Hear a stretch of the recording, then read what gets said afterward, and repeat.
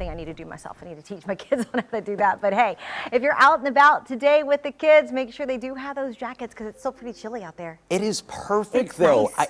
I kind of felt a little weird though with the sun going down early last night. Did you feel like a little bit It was more off? about the sun deciding to wake up a little earlier this morning. I was like, okay, we're doing this. It's Monday. All right. The blackout curtains weren't strong enough. I was like seeing the bright light coming through. Sunset tonight is at 5:11 p.m.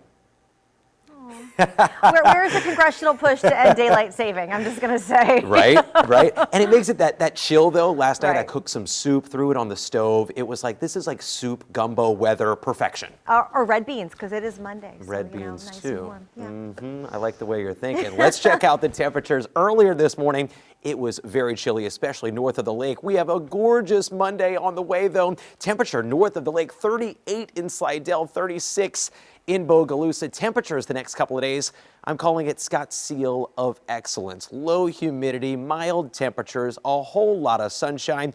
These are the kind of days that we wish for and dream for in June, July, and August, right? We do have increasing humidity on the way though, and I know that comes with the 80s, which I'm not sad about. We'll talk about how long that's going to last in a second. Strong cold front barrels its way towards us by Sunday into Monday of next week. High pressure directly overhead right now, giving us that northeasterly breeze. Winds at times at the lakefront gusting over 20. We'll see those winds relax through the day today. Highs in the upper 60s, so about 8 degrees or so area-wide in many spots below the average. If you're not a fan of the early sunsets, by November 24th, so right around Thanksgiving, sunset as early as 5 p.m. before next spring, we start to see the sunsets trend a little bit later, back to 6 p.m. Low temperatures tonight, north of the lake, upper 30s to low 40s. South of the lake, away from Lake Pontchartrain, upper to mid 40s to near 50.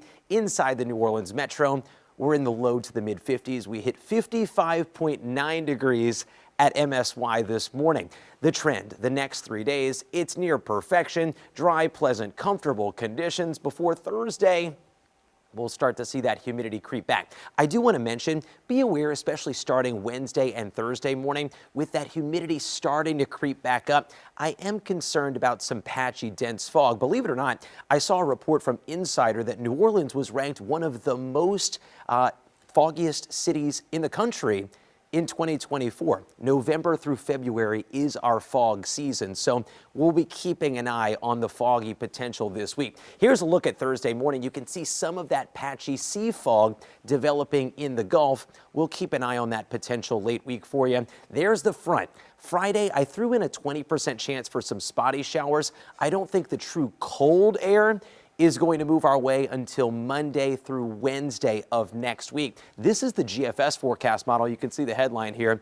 Gumbo warning back in effect early next week if this verifies, because that could bring some of the coldest temperatures that we have seen this season. Now, this is a week out, but look at some of these interior temperatures.